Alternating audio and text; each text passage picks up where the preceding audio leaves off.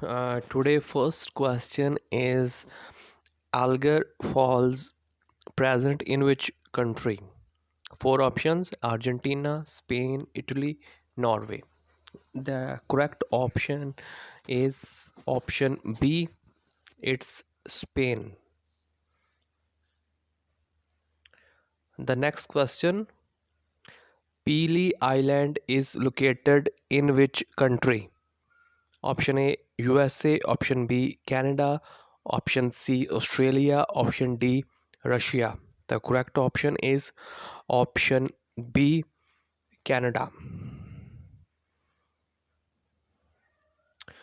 The next question is Cook Strait is under the jurisdiction of which country? Option A New Zealand, option B Australia, option C Papua New Guinea, option D Marshall Islands. The correct option is option A, it's New Zealand.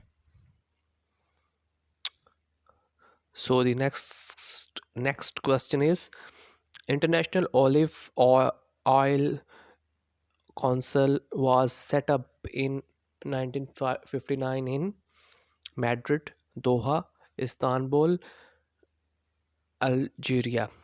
The correct option is option A, Madrid. So this is the today video. Please subscribe my channel.